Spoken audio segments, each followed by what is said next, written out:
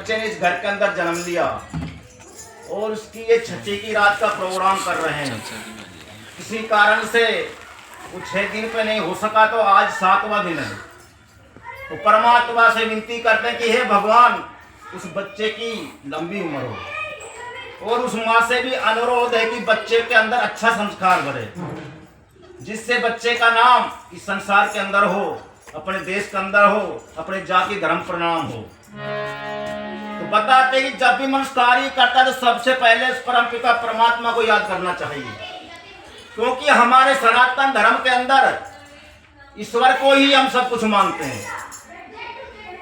जब हम किसी भी चीज की पूजा करते हैं तो सबसे पहले उसके गुण और कार्यों की पहचान करनी चाहिए। अगर गुण और कार्यों की पहचान नहीं करेंगे तो हम पाखंड और अंधविश्वास में चले जाएंगे, जिससे हमारा विनाश हो जाएगा। तो ईश्वर की उपासना करने से पहले उसके गुण और कार्यों की पहचान कर लेनी चाहिए। हमारे संतों ने ग्रंथों के अंदर क्या दर्शाया, ईश्वर क्या है, उसके गुण और कार्य क्या है। वेद बताते हैं कि ईश्वर एक निराकार है, सर्वशक्तिमान है, अजर अमर है, घट घट का वासी, नित्य अजन्मा अविनाशी है। सब देवों का देव, सब गुरुओं का गुरु एक ईश्वर है, जिसने सृष्टि की रचना की है। हमने ज्ञान कहाँ से प्राप्त होता है? सृष्टि से। तो सृष्टि ही हमारी गुरु है। सृष्टि को देखकर ही हमें ज्ञान प्राप्त हुआ। तो बताते हैं कि सबसे पहले उस ईश्वर को याद करना चाहिए और उसकी इतनी अपरंपार माया है कि हम उसकी माया को समझ नहीं सके, क्योंकि निराकार शक्ति है। जैसे हमारे एक संत हुए तुलसीदास जी ने अपने रामचरितमानस में लिखा कि बिन पग चले सुने बिन काना, बिन कर्म करे विहिताना। बिन पग, उसके पैर भी नहीं, हाथ भी नहीं, कान भी नहीं, फिर भी सारा कार्य करता है। किसके लिए बताया? पार ब्रह्म परमेश्वर के लिए। और जिसके हाथ पैर पावे कान नाक, वो कौन है? ये तुलसीदास लिख रहा है। वे कौन है? वो मनुष्य है, जिसने परमात्मा ने जन्म दिया है अच्छे शुभ कर्मों के लिए। जिसने शुभ कर्म किए, अच्छे कर्म किए, उनके नाम में उनको भगवान की उपाधि मिली। जैसे भगवान राम, भगवान कृष्ण, भगवान शंकर, ये सारे मनुष्य पैदा हुए और राजा हुए, जिन्होंने राज किया पृथ्वी के ऊपर और अच्छी प्रजा को अच्छा शासन दिया। इसलिए उनको हम याद करते हैं। वो एक ईश्वर प्रार्थना के अंदर बताया क्या?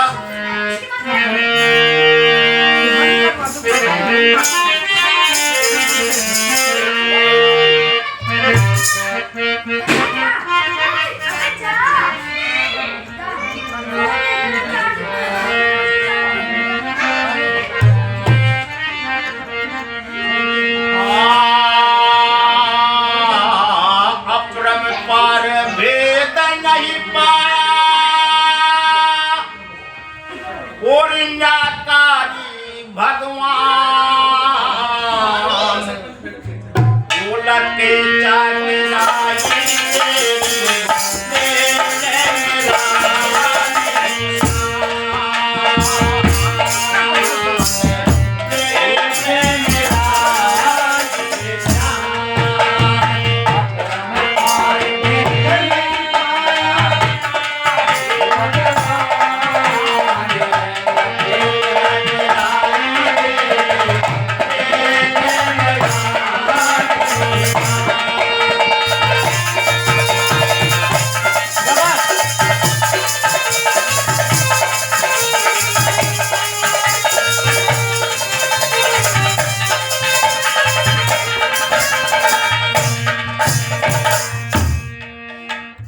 सूरज चांद और ये तारे बना दिए, बना दिए।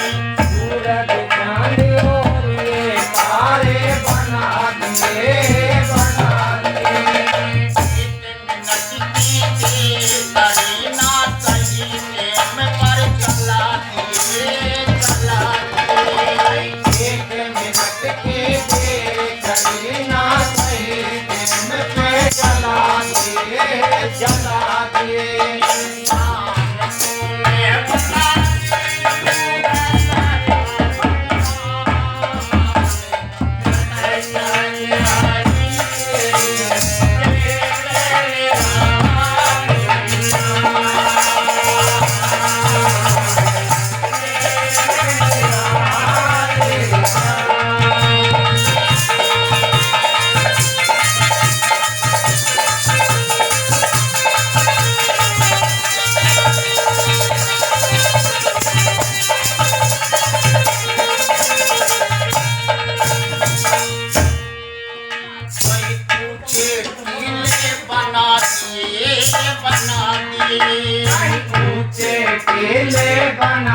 दिए, बना दिए। सारे मीठे सोते जमीन में चला दिए, चला दिए। सारे मीठे सोते जमीन में चला दिए, चला दिए। अरे रंग बिरंगे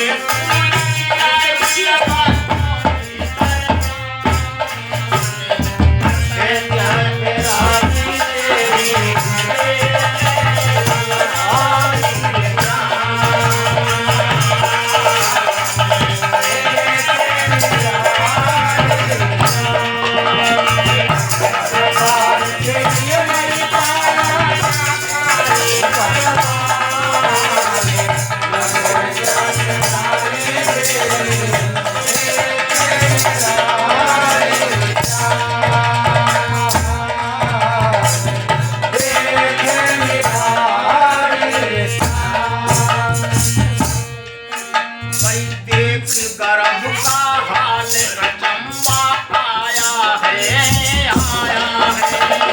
एक गर्भ का हाल अचंबा आया है, आया है।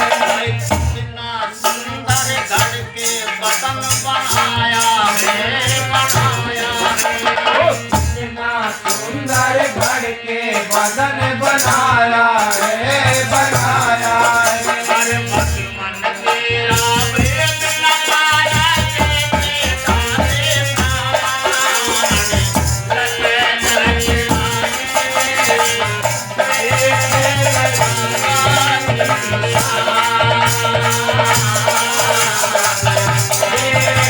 प्राण, लगे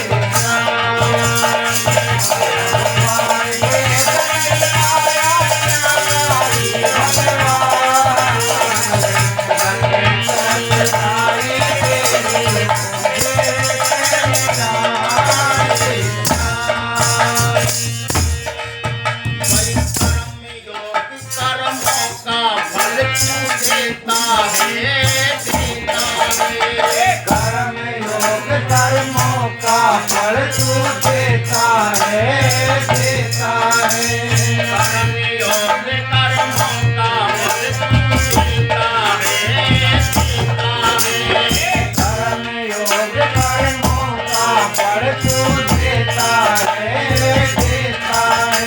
मैं कहीं नहीं लगी तू सच्चा नाम चुकाता है, चुकाता है।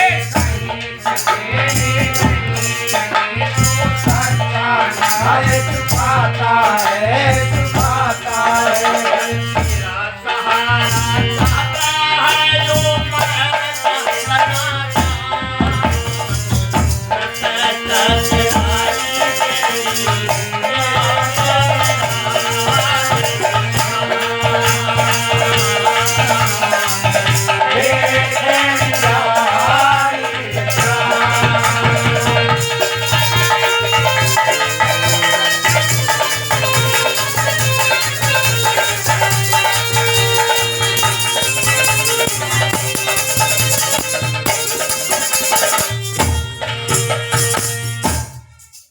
ईश्वर के गुण बताए।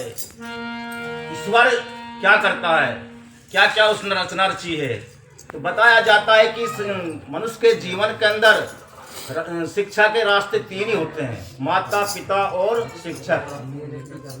इन सभी के ऊपर सबसे ज्यादा प्रभाव बच्चे के ऊपर माँ का पड़ता है।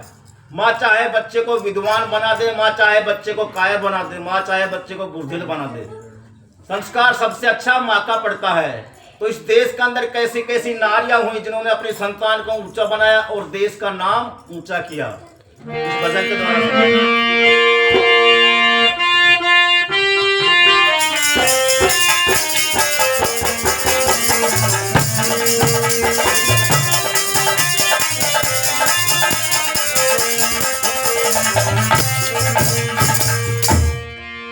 ओ भारत में कैसी नारी थी, देश का मान बना गई।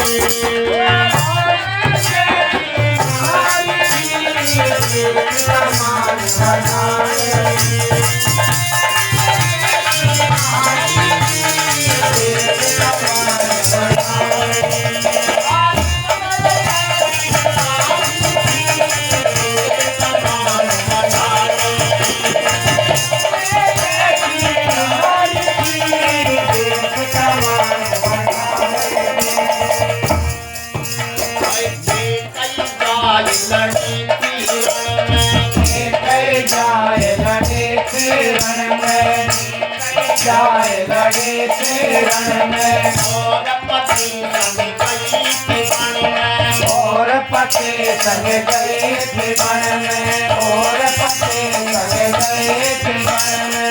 वो सीता मन जलाए,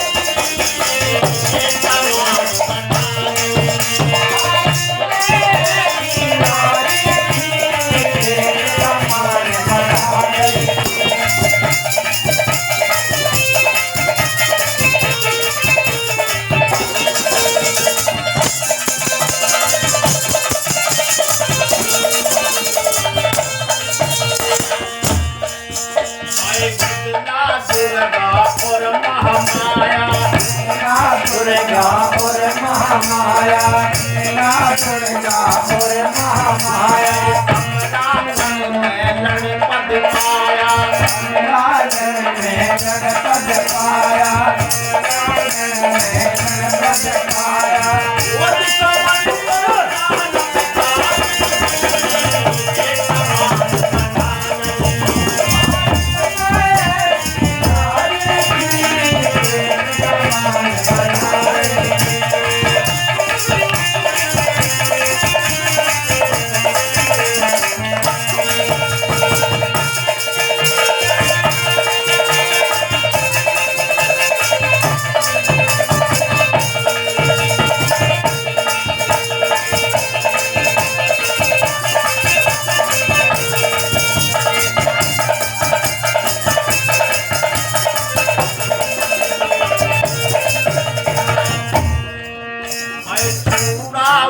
फस प्रेम संग में, पूरा वक्त प्रेम संग में, पूरा वक्त प्रेम संग में। नहीं चाहता था जाना जंग में, नहीं चाहता था जाना जंग में, नहीं चाहता था जाना जंग में।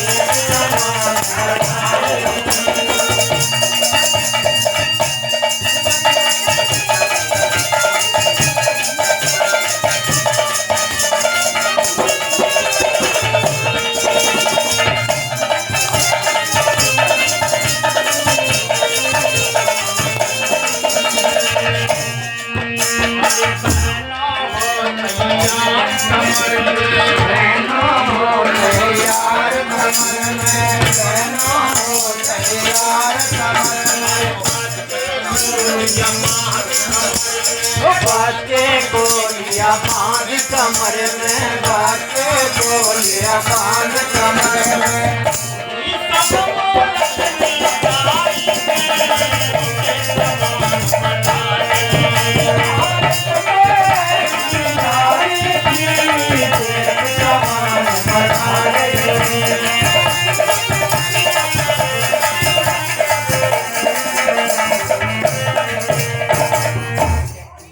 कैसे नारी इस देश के अंदर जिन्होंने अपने देश का नाम ऊंचा किया। पहले कड़ी के अंदर पता कि कई जाए लड़ी थी रण में और पति संग गई थी वन में, वो सीता जनक दुलारी थी। एक केकई इतनी विदुषी नारी थी, राम का चरित्र बनाने वाली केकई थी, लेकिन तो स्टोरिया जो कहानी बनाई गई, कथा बनाई गई, सारी उल्टी बनाई गई। राम ने उसको मर्यादा पुरुषोत्तम बनाया था। कैसे? जिस समय राम को राज तिलक हो रहा था तो सारे शहर के अंदर खुशियां छाई हुई थी। तो केकई महल के अंदर जाती है और देखती कि बहुत अच्छी खुशियां मनाई जा रही है, रोशनियां जगाई जा रही है। तो इतनी ही देर के अंदर जो मंथरा थी वो आ जाती है। केकई कहने लगी, मंथरा मैं आज बहुत खुशी हूँ। मंथरा कहने लगी, क्यों? क्योंकि कल मेरे बेटे राम को राज तिलक होने वाला है। तेरे बेटे राम को? वो तो कौशल्या का लड़का है, वो तो कौशल्या का बेटा, तेरा बेटा तो भरत है। नहीं, वो मेरा बेटा राम ही है।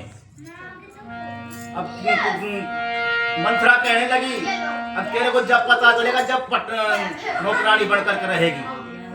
वो कैसे? तू पटरानी तो कौशल्या बन जाएगी, तू तो दासी रहकर बनेगी। अब बेटा शोर मत करो यार। अब कौशल्या कहीं कहने लगी दासी से, अब दासी अब मैं कैसे यतन बनाऊं? तो दासी कहने लगी एक काम करो, जो आपके वर उधार थे वो वर मांग लो। तो राजा दशरथ के पास केकई कहने लगी, महाराज कल राज तिलक होने वाला है और आप एक काम करो, जो मेरे वर थे उधार वो दे दो। अब राजा दशरथ सोचने लगा, कोई वैसे ही वर मांगते हो कि मांग लो। तो केकई ने राम को 14 वर्ष का वनवास मांग लिया और भरत को राज तिलक। जब ये बातें सुनी राजा दशरथ ने, राजा दशरथ मूर्छित होकर के जमीन पर गिर गया। कहने लगा, केकई ये जो आपने वर मांगे ये वर मेरे को मंजूर नहीं है, क्योंकि राम को वनवास नहीं भेजूंगा, भरत को राज तिलक दे दूंगा। अब केकई कहने लगी, जो आपने वचन भरते वचन हार हो जाओ। राजा दशरथ कहना ऐसा नहीं हो सकता। अब राजा दशरथ राम को बुला लेता है, कहने लगा, बेटा राम, आपको 14 वर्ष के लिए वनवास है।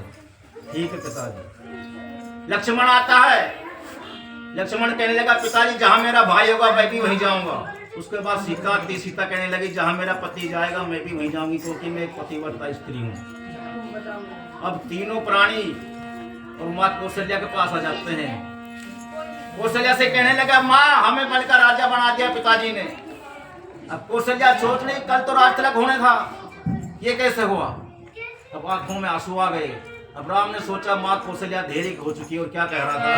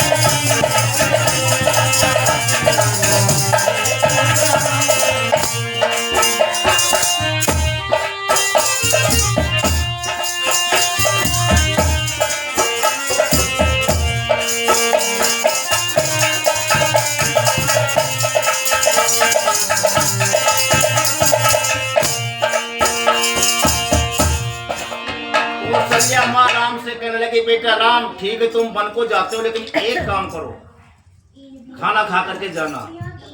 अब माँ कौशल्या 3 थालियों के अंदर खाना परोस लाई, राम को ग्रास देने लगी। राम उस ग्रास को हाथ से पकड़ लेता है और क्या कह रहा था,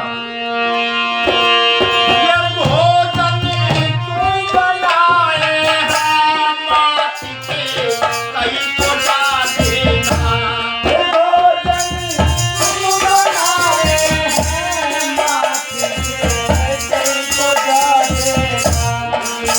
नहीं भाग में भोजन, नहीं भाग में भोजन,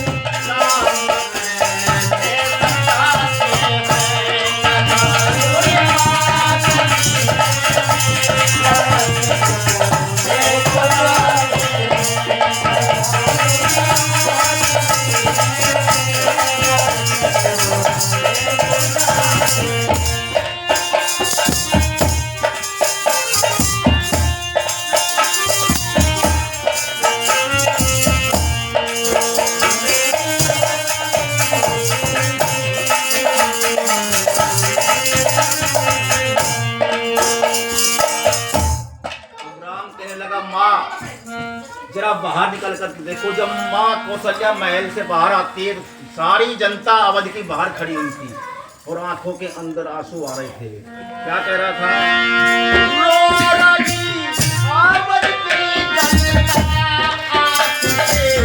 आंसू बहते हैं। जनता आँख से आंसू बहते हैं। रो रही अवध की जनता, आंसू से आंसू बहते हैं। रो रही अवध की जनता, आँख से आंसू बहते हैं। जा रहे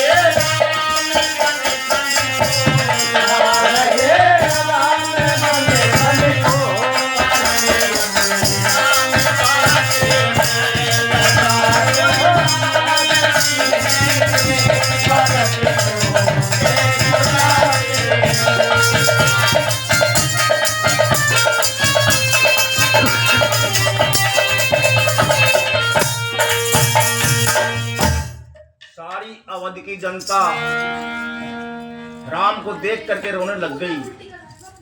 अब अयोध्या का तो दीपक ही बुझ जाएगा। अब राम लक्ष्मण सीता तीनों वनवास चले जाते हैं। जब काफी दूर निकल गए, आंखों से ओझल हो गए, तो जनता फूट फूट कर रोने लगी और वापस आवाज मारने लगी। क्या कह रही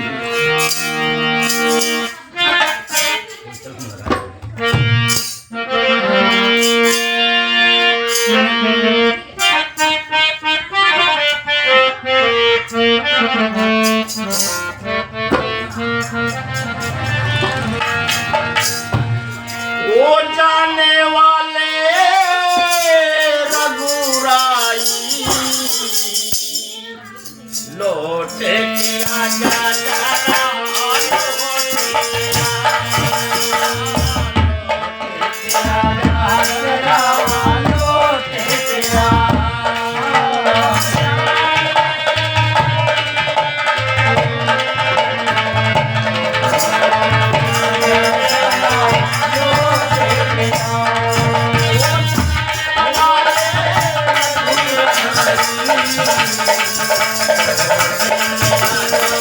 Thank you.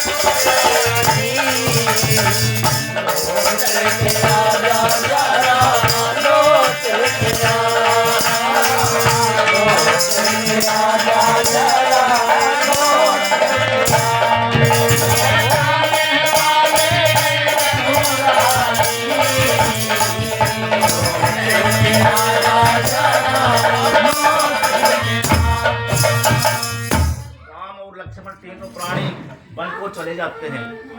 उधर राजा दशरथ पुत्र योग में अपने प्राण त्याग देते हैं। उस समय भरत अपने नाना के घर गया हुआ था, तो अंतिम संस्कार के लिए कर रहा है सेठ जी थोड़ा भरत को बुलाया गया। जब भरत घर पर आया तो सबसे पहले अपनी माँ कैकेयी के पास गया और अपनी माँ से पूछने लगा, माँ मैं पिताजी को ठीक छोड़ करके गया था, ये कैसे हुआ? अब सारी कहानी माँ ने भरत को आगे बताई। जब भरत को पता लगा तेरे भाई को वनवास भेज दिया है, तो माँ कैकेयी को बुरी सुनाने लगा और कहने लगा तूने कुल का नाश कर दिया। आंखों में आंसू आ जाते, रोने लगा और क्या कह रहा था,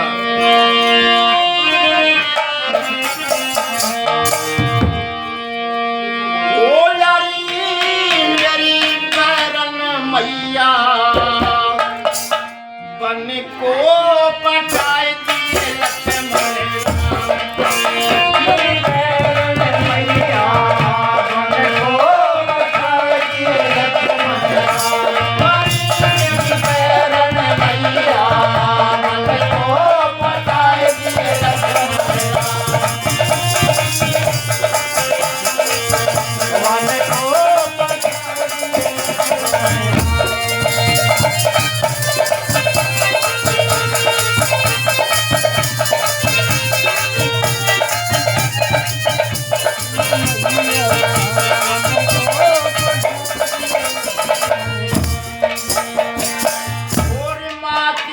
भारी जुलम गुजारे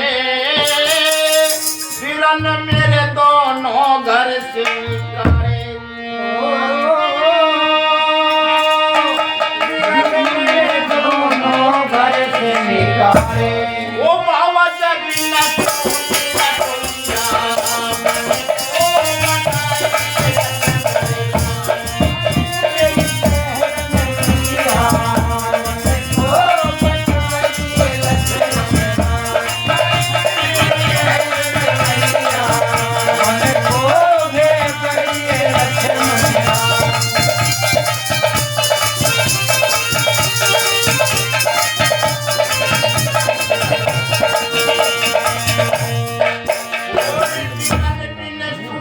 अवधि नगरिया छूट गयो लक्ष्मण सो मेरो भैया।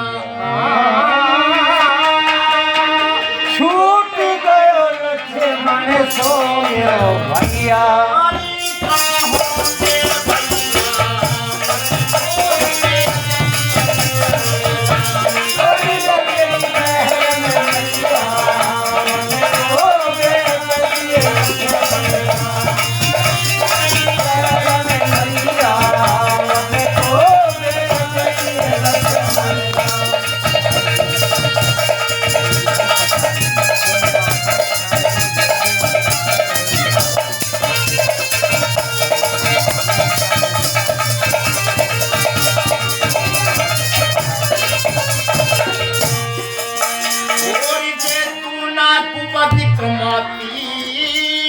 आज पिता की मौत ना पाती, आज पिता की मौत ना आती। और न थोड़ी भीड़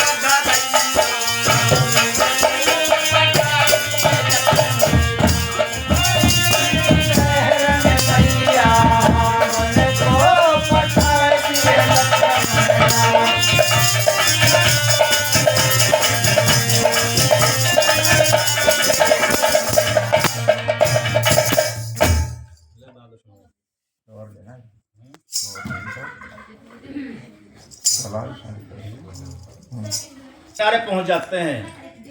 अब गंगा नदी को पार करने के लिए नाव का सहारा लेते हैं, तो केवट के ऊपर आ जाते, केवट को बुलाते हैं और क्या कह रहा था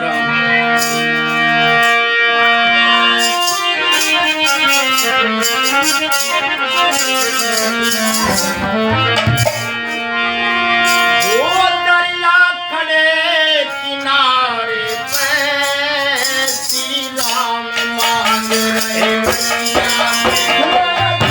किनारे पे